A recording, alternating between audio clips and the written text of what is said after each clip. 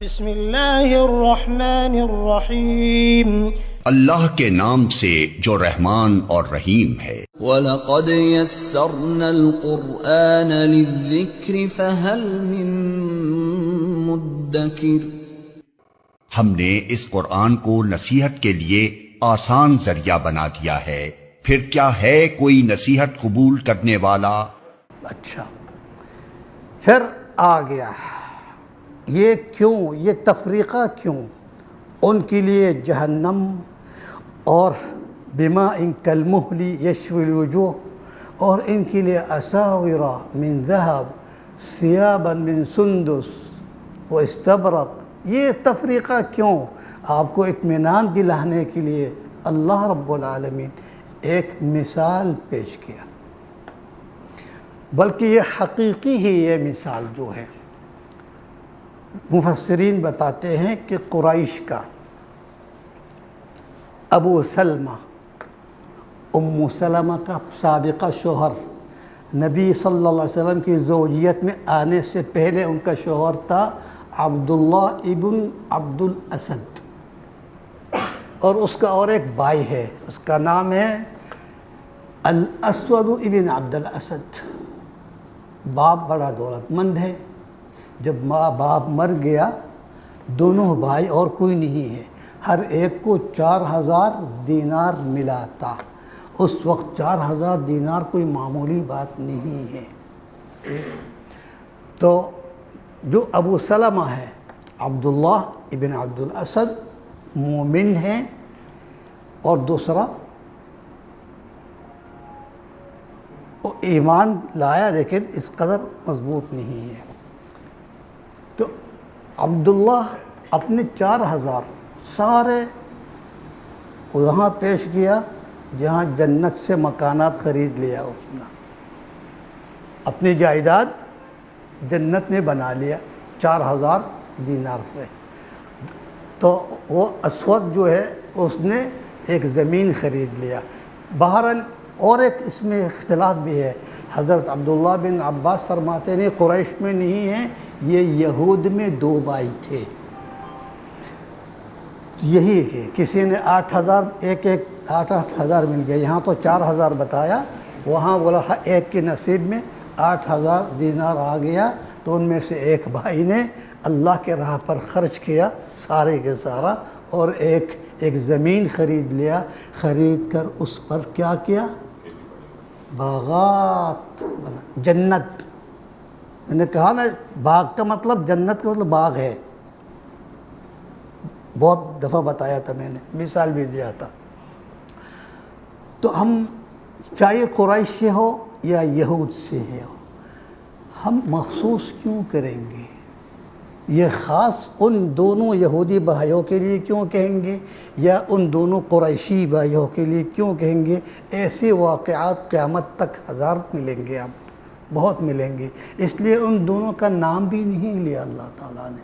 مثل الرجلین عبد الاسود، یہ نہیں کہا اللہ نے، نام ذکر نہیں کیا، کیونکہ نام لینے سے ہمیں کچھ فائدہ نہیں ہوگا، نہیں لینے سے بھی کچھ نقصان نہیں ہوگا۔ ایک مثال اللہ نے پیش کیا، اس مثال سے عبرت حاصل کرنے کے لیے کہا، تو ہمارا کام ہے عبرت حاصل کرنا، اس سے آگے نہیں، اس لیے ہم محدود نہیں کریں گے یہودی ہے یا قریشی ہے۔ کیا کہا؟ اضرب لنا مثل الرجلین جعلنا لأحدہما، کس کے لیے؟ دونوں بھائیوں میں سے ایک جو اپنے لیے کھیتی باڑی کیا، اس لیے جنتین من اعناب۔ جب جنتین کہا، 2 جنت، حقیقتاً 2 جنت ہے، یا ایک جنت کو بیچ میں اپنے لیے سڑک بنا کے، اس کی گاڑی چلنے کے لیے، گھوڑے کی گاڑی ہے جو بھی وہ چلنے کے لیے ایک سڑک بنا لیا، اس سائڈ پر دائیں میں ایک جنت ہے، بائیں میں ایک جنت ہے، 2 جنت ہو گیا۔ اس کا مثال قوم سبا کے لیے کہا، لقد كان لسبأ فی مسکنہم آیہ، قوم سبا کے لیے ان کی شہر میں ایک نشانی آیا۔ لقد كان لسبأ فی مسکن جنتان، 2 جنت، عن یمین و شمال، ایک روڈ کی دائیں طرف ایک روڈ کی بائیں طرف، اس کو اللہ نے دو جنت کہا۔ کیا مطلب یہاں بھی یہ مقصد ہو یا واقعی دو جنت ہو، ہمیں کچھ فرق نہیں پڑے۔ وَاضْرِبْ مَثْلًا جَعَلْنَا لِأَحَدِهِمَا جَنَّتَيْنِ مِنْ أَعْنَابٍ، اعناب جمع عنب، عنب کس کو کہتے ہیں؟ انگور۔ اچھا، پھر اور بھی بہت سارے کچھ ہو سکتا ہے جب اتنا پیسہ خرچ کیا۔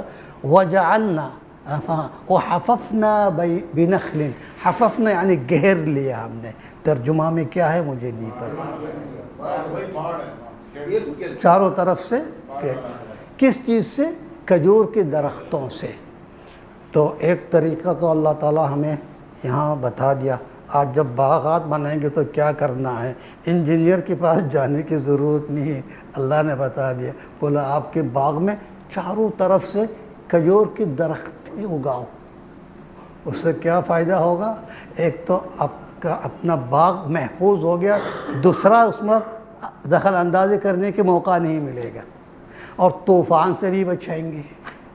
تو اگر جانوروں سے بھی بچانا چاہتے ہیں، ایک درخت کھجور کے درخت دوسرے کے درخت اگر کچھ فاصلہ رہ گیا، وہاں گھیر لو، رسی باندھ دو یا کچھ بھی رکھ دو، تو چاروں طرف کھجور۔ آج کل تو کھجور کی بجائے ناریل اگر رکھ دیا زیادہ بہتر، بہت قیمتی ہے ناریل، کھجور سے زیادہ قیمتی ہے۔ جو ناریل لگا رہا وہ مالا مال ہو رہا۔ چلو بہرحال اللہ نے ہمیں یہ بتایا تم اپنے باغ کے چاروں طرف سے ناریل یا ناریل نہیں کھجور، وَحَفَفْنَاهُمَا بِنَخْلٍ وَجَعَلْنَا بَيْنَهُمَا زَرْعًا، اور بیچ میں بہت سارے اور زراعت ہے۔ کِلْتَا الْجَنَّتَيْنِ، دونوں جنت، آتت اُکُلَہَا، یہاں کچھ کہتے ہیں یعنی پھل وغیرہ پک چکے ہیں، کھانے کی قابل بن گیا، کھا چکے ہیں، معقول ہے، ٹھیک ہے، لیکن اصل مفہوم اس درختوں سے پھل کھایا نہیں، وہ کون سی اتنی بڑی بات ہے؟ ان درختوں سے پھل کھانا ایک فطری بات ہے، جب پک گیا، پھل تازہ ہو گیا، پکنے کی قابل، سب کھا لیں گے۔ اصل مقصد ہے جو سرمایہ اس نے وہاں لگایا وہ حاصل ہوا، پورا کا پورا حاصل ہوا، یہ مطلب ہے آتت اکلہا۔ ٹھیک، اگر صرف ثمار ہوتا، صرف اکلہا کہنے کی ضرورت نہیں ہوتا، اسمرت وَأُكِلَتْ ثِمَارُهَا، لیکن یہاں آیات میں کہتے ہیں آتت اکلہا، وہ جو لگایا اس میں خرچ کیا وہ مکمل حاصل کیا۔ کیوں؟ اس لیے وہ زمین اس پر ظلم نہیں کیا۔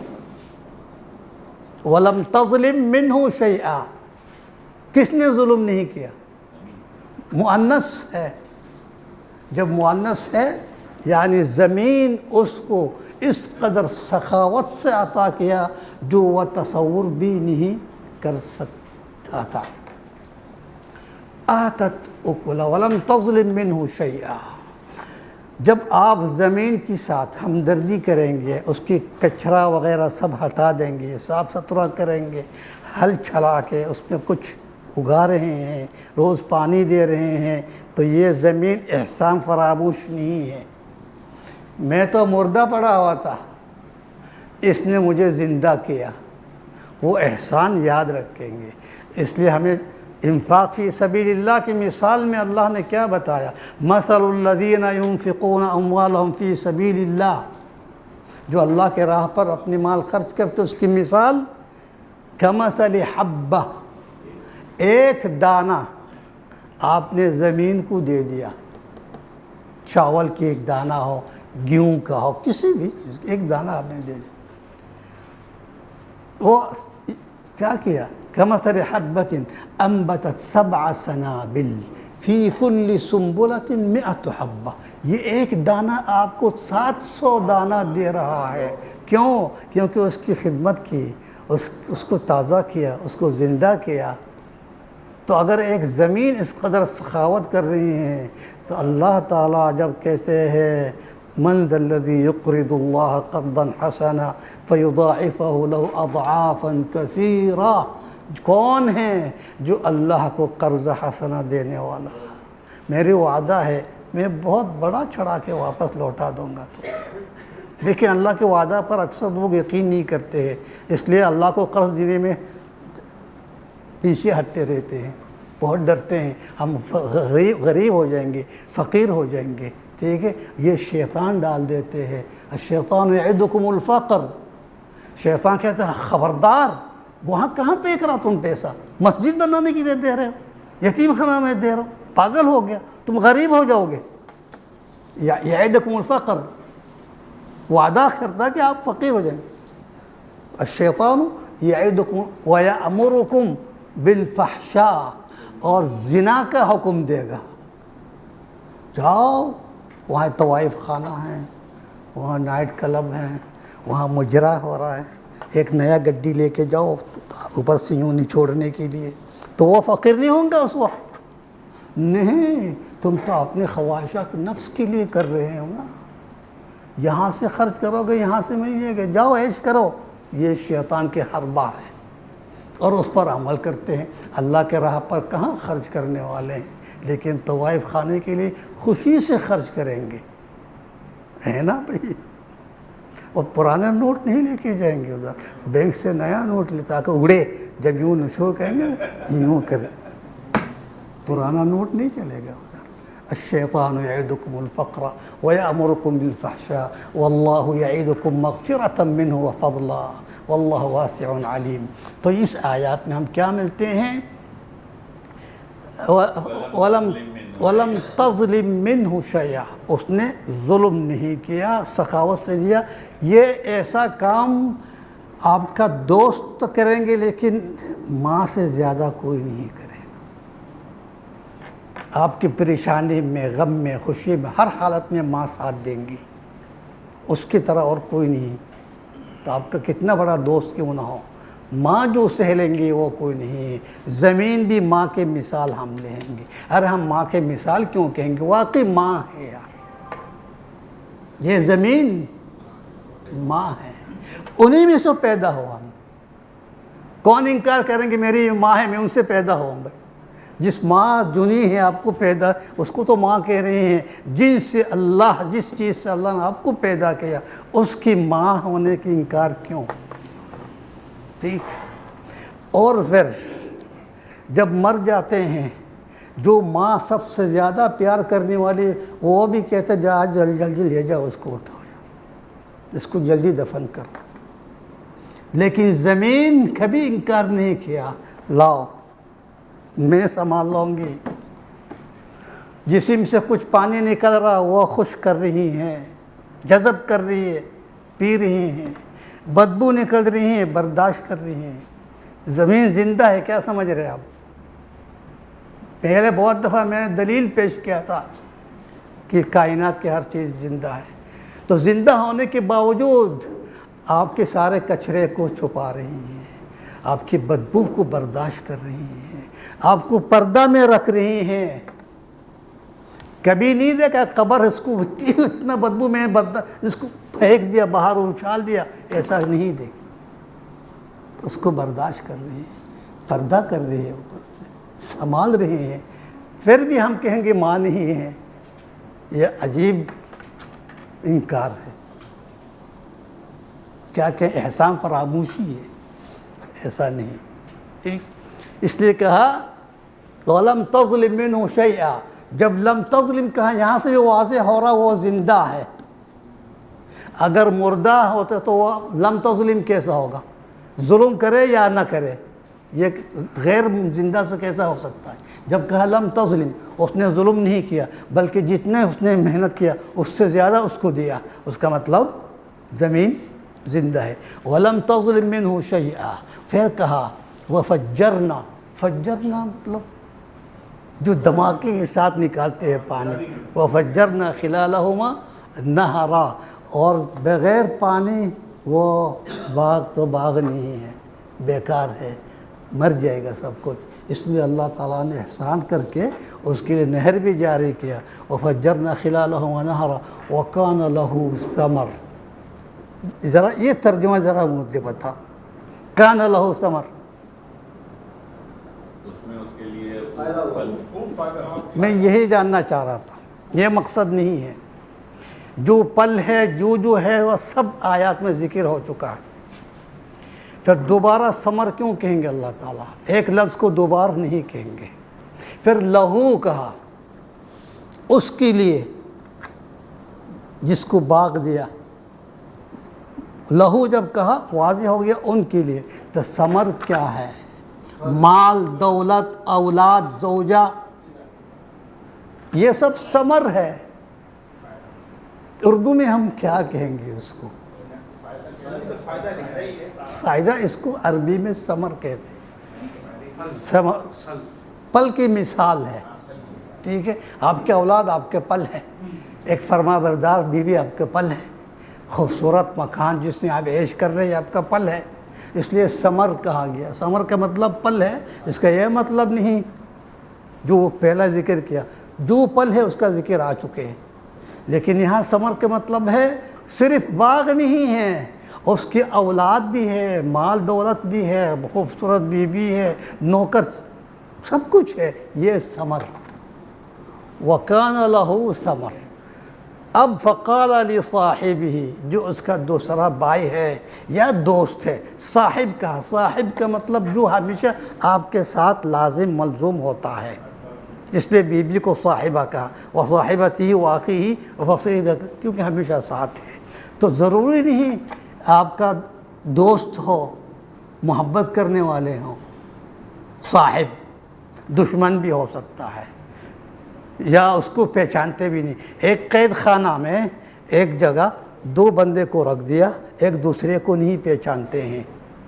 یہ صاحب ہے. اذ یقول لصاحبہ لا تحزن. ابو بکر صدیق رضی اللہ عنہ صاحب کیوں کہا؟ کیونکہ اکثر محمد صلی اللہ علیہ وسلم کے ساتھ دیکھا جاتا ہے، اس لیے صاحب کہا. تو وہ صاحب کا مطلب جو اکثر آپ کے ساتھ ہو گئے ہیں. ضروری کہ آپ کا دوست ہو، غیر دوست بھی ہو سکتا ہے، لیکن اکثر دوست ہوتے ہیں. پھر کیا ہو؟ وَهُوَ يُحَاوِرُ. یحاور کا مطلب محاورہ. ہم اردو میں بھی محاورہ کہتے ہیں، بات کرنے. محاورہ کیا کہا؟ انا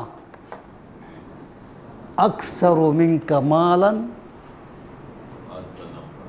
وأعز نفرا. یہ غرور فخر کر رہا اتنا کافی نہیں ہو، مزید یہ کہہ کے اس غریب کا دل دکھا رہا ہو. اگر آپ کچھ نہیں کہتے کیا ہوتا ہے؟ میں نہیں دیکھ رہا ہوں آپ کے باغات ہے، اولاد ہے، مال، میں دیکھ رہا ہوں نا. تمہیں مزید بتانے کی کیا ضرورت پڑ گئی؟ یعنی اس کی توہین. انا اکثر منک مالا کہاں لے گیا؟ وأعز نفر. نفر وہی اولاد، نوکر جو زیادہ تعداد میں. نفر انفار، نفر ایک بندے کو کہتے ہیں. ٹھیک ہے، تو اکثر نفر جب کہا یعنی بہت زیادہ نفر. وَدَخَلَ جَنَّتَهُ. یہاں کیا واضح ہو رہا؟ ایک جنت داخل ہوا. ایک جنت اس کی ایک جنت، ایک باغ. چلو اگر ہم دو باغ لیں گے، اللہ نے جنت ہی نہیں کہا، ہم اس کی انکار کیوں کریں گے؟ دو باغ ہے. جب دو باغ ہے تو یہاں مفرد کیوں کہا؟ اس کے تو دو باغ ہے نا. اس وقت سے ایک میں داخل ہوا. ہاں، اس وقت سے ایک میں داخل ہوا. اچھا، کیونکہ انسان اگر 10 باغات بھی ہے، 2 کیوں 10 بھی ہے، سب میں بیک وقت داخل نہیں ہو سکتا. تو اللہ تعالیٰ کیوں کہ وَدَخَلَ جَنَّتَيْهِ، وہ جو جنت میں داخل ہوا، ایسا ہو نہیں سکتا. جب ایک جنت میں داخل ہوں گے وہاں سے سیر ہو کے پھر دوسرے جنت میں داخل ہوں گے، اگر داخل ہونا چاہیں گے. اگر گھر واپس نہیں آئیں گے تو ایک ہی وقت میں دونوں جنت میں داخل نہیں ہو سکتا ہے. اس لیے اللہ نے بھی وہی نقشہ پیش کیا، وَدَخَلَ جَنَّتَهُ، جب اپنے جنت میں داخل ہو، وَهُوَ ظَالِمٌ لِنَفْسِهِ، وہ اپنے اوپر ظلم کر کے داخل ہو، یہ کیا معقول ہے؟ بھائی آپ اپنی ملکیت ہے باغ، اس میں جب داخل ہو رہیں گے تو آپ ظالم کیوں ہوں گے؟ اکڑ کے علاوہ وہ جنت میں داخل ہونے سے ظلم نہیں کیا، یہ الفاظ جو منہ سے نکالا اس کی وجہ سے ظلم کیا، ورنہ جنت میں داخل ہونا تو ظلم ہے ہی نہیں، وہ خود مالک ہے، جب چاہے جیسا چاہے داخل ہو جاؤ، اس میں کوئی ظلم نہیں ہے۔ لیکن ظلم کیا آ گیا؟ قالا، وہ کہنے کی وجہ سے کیا کہا؟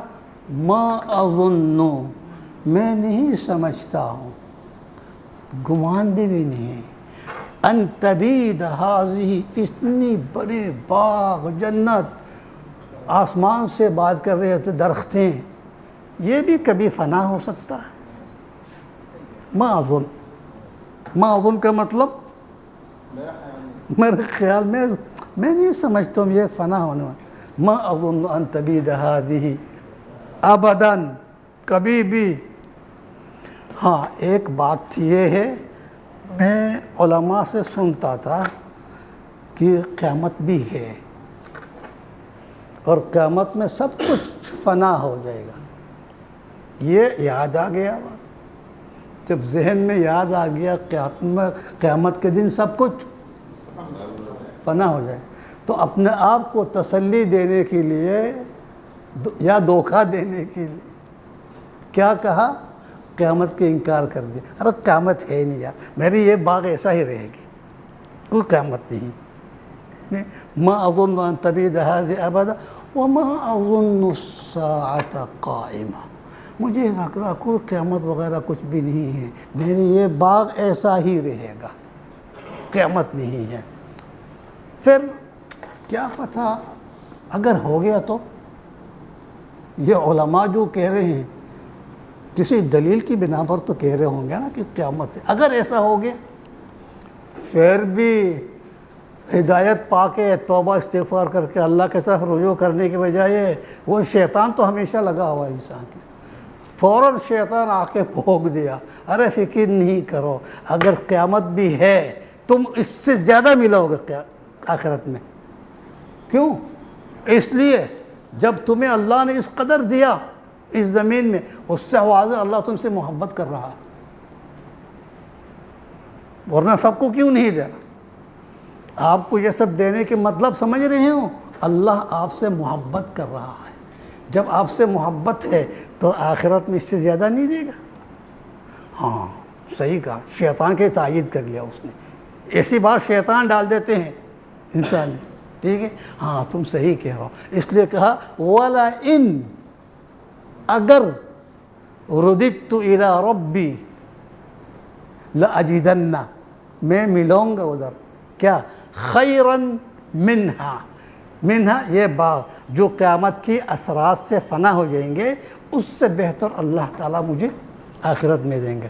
منقلبہ کیا مطلب؟ مرجع، جب واپس لوٹ کے آ جاؤں گا اس سے بہتر دیں گے۔ اب یہ سب اس کا وہ دوست خاموشی سے سن رہا تھا۔ تو یہاں ایک مومن کا فرض کیا بنتا ہے؟ اس سے دشمنی مول لینا نہیں، اس کے لیے بد دعا کرنا نہیں، اس کو گالی دینا نہیں، ارے خبیث تم کافر ہو، نہیں، یہ غلط بات ہے۔ مومن کی اخلاق میں، خصلت میں یہ ہے، ان کے لیے بھی خیر سوچو، جہنم سے بچانے کی کوشش کرو۔ اللہ کے رسول تو یہی کرتے تھے، کافر کے ساتھ کس انداز میں ملتے تھے؟ ہدایت ڈالنے کے لیے۔ تو آپ بحیثیت مومن، آپ کا بھی یہی کام ہے، اس سے دشمنی مت کرو، یہ انجانی میں کر رہے ہیں یا جان بوجھ کے کر رہے ہیں، آپ کا کام ہے اس کو نصیحت کرو، اس کو سمجھاؤ، اس کی گمراہی سے نکال کے ہدایت کے راستہ پر ڈال دو۔ تو اس کا دوست نے یہ کام کیا، ادھر کیا کیا؟ قال له صاحبه वहुव युहाविरुहु, जो मुहावरा अकफरत बिल्लज़ी खलक़क मिन तुराब। अकफरत, आपको ऐसा लग रहा है जैसे इस्तिफ़हामिया हैं, ये सवाल इस्तिफ़हामिया नहीं है, याद दहानी है। अरे तुम ऐसे अल्लाह के कुफ्र कर रहे हो, यार होश में आ जाओ, सोचो तुम गलत कर रहे हो। नसीहत, याद दहानी, ठीक है। इंजार, इंजार आगे आएगा, इसमें नहीं है, ठीक। तुम क्या कर रहे हो? अकफरत बिल्लज़ी खलक़क, जिस अल्लाह ने आपको पैदा किया उसके नियामत की कुफ्र कर रहे हो। खलक़क किस चीज़ से? मिन तुराब, मिट्टी से। सुम्मा मिन नुत्फ़ा, मिन तुराब तुम्हारा असल तख्लीक तुराब से है। खलक़ आदम मिन तुराब, कुल्लुकुम लिआदम व आदम मिन तुराब, ये हदीस है। तो तुराब तुम्हारा असल पे तख्लीक है। और क्या कहा? मिन नुत्फ़ा, ये असल तसलसल है, नस्ल है। आपके असल तख्लीक तुराब से है और असल नस्ल पहलाना का नुत्फ़ा है। लेकिन अल्लाह ताला ने और मराहिल ज़िक्र किया। खलक़कुम मिन तुराब, मिन मा, मिन तीन, मिन तीन लाज़िब, मिन हमाइ मसनून, मिन सलसालिन कल फ़ख़्ख़ार। जो नासमझ है वो कहेंगे ये क्या ड्रामा है यार। कभी कहते हैं मिट्टी से, कभी कहते हैं पानी से, कभी कहते हैं उस मिट्टी से जो लचक है उसमें, कभी कहते हैं बदबूदार मिट्टी से। यार एक बात तो कहो, हमें बेवकूफ़ बना रहा तुम। तो हम कहेंगे तुम तो पहले से बेवकूफ़, आपको क्या बेवकूफ़ बनाएंगे हम? तुम अगर अक्लमंद होते तो इस तरह बात नहीं करते हैं। अल्लाह ताला आपको बता, इस मराहिल से गुजार के पैदा किए। मिट्टी से, गीली मिट्टी से, लचकदार मिट्टी से, बदबूदार मिट्टी से, इन मराहिल से गुजार के आपको पैदा किया। क्यों बता रहा है? अगर कभी आपका दिल चाह रहा है तहकीक करने के लिए, रिसर्च करने के लिए कि वाकई ऐसा ही पैदा हो, ताकि आपके सामने हक़ाइक़ नज़र आए, आप देख सके। हम किस तरह रिसर्च करेंगे, इसकी कैसे तहकीक करेंगे? अल्लाह ताला कहते बहुत आसान है, ठीक है। हर चीज़ हम जब पैदा करते बनाते हैं, जब उसको वापस लौटाते हैं, कहाँ से शुरू करेंगे? एक 3 मंजिला इमारत आपने बना लिया, ज़मीन से शुरू किया ना। क़वाइद को क्या कहते हैं उर्दू में? बुनियाद से शुरू किया, फिर दूसरी मंजिल, तीसरी, चौथा, ऊपर से। लेकिन जब वापस छोड़ने के लिए कहाँ से शुरू करेंगे? ऊपर से शुरू करेंगे ना। नीचे शुरू नीचे से किया, छोड़ने के ऊपर से शुरू कर रहा, यानी ऊपर इब्तिदा हो रहा, नीचे इंतहा हो रहा। बनाते वक्त नीचे इब्तिदा था, ऊपर इंतहा था। अब उल्टा हो गया मसला, है ना। तो अल्लाह ताला कहते हैं आपको तुराब से पैदा किया। उस तुराब पे जब पानी डाल देंगे तो वो तीन बन गया। तीन उर्दू में क्या कहेंगे? गीली मिट्टी, ठीक है। उस गीली मिट्टी को जब खूब रगड़ेंगे, घोड़ेंगे, जैसा आटा गूंथते हैं, फिर वो बन जाएगा गाढ़ा मिट्टी। उससे आप बर्तन भी बना सकते हैं, गिलास, जो मर्जी बना सकते हैं। ये हो गया तीनुल लाज़िब, तुराब, फिर तीनुल लाज़िब, चिकनाई पकड़ने वाले।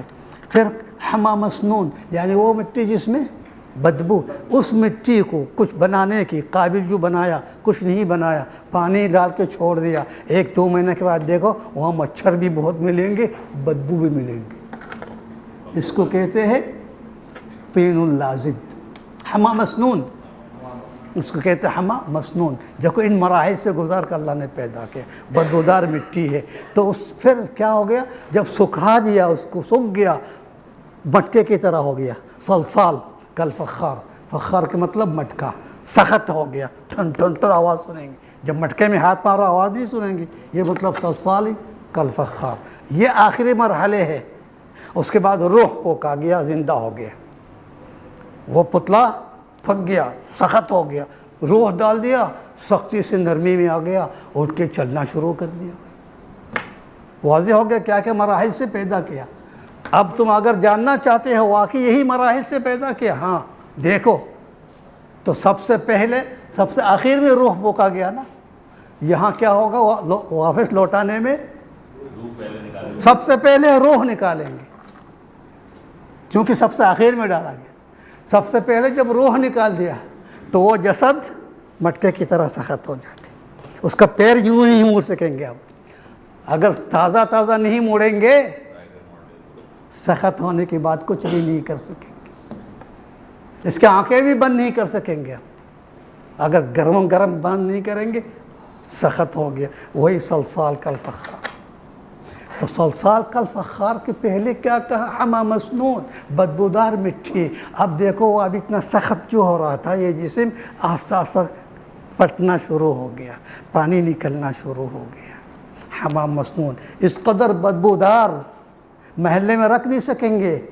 لوگ پریشان ہوں گے، جلدی دفن کرو یار، سارے محلہ میں بدبو پھیل گئی. یہ حما مسنون ہے. ٹھیک ہے، اگر آپ مزید تحقیق کرنا چاہتے ہیں اتنے جلدی دفن نہیں کرو، جاؤ ریگستان میں لے جاؤ، یہاں محلے میں نہیں رکھ سکتے، لوگ پریشان ہو رہے. ریگستان میں ایک خیمہ گاڑ کے رکھ دو اور نظارہ کرو، دیکھ لو. ٹھیک ہے، پھر کیا ہوگا؟ وہی 3 لچکدار مٹی جو کہا ایسا ہو جائے گا. گوشت کس طرح ہو جائے گا؟ اس مٹی کی طرح. پھر وہاں سے وہ گیلی مٹی میں بدل گیا، سارے پانی ختم ہو گیا. اب ختم پانی نہیں ہے جسم میں، جو نکلنا تھا وہ نکل گیا. اب کیا رہ گیا؟ آخر میں جس مٹی سے پیدا کیا اسی مٹی میں گل رہا ہے، اسی مٹی میں جا کے مٹی ہو رہا ہے. تو اللہ نے ہمیں جو بتایا وہ نظر آ گیا. پھر بھی کہیں گے اللہ خالق نہیں ہے؟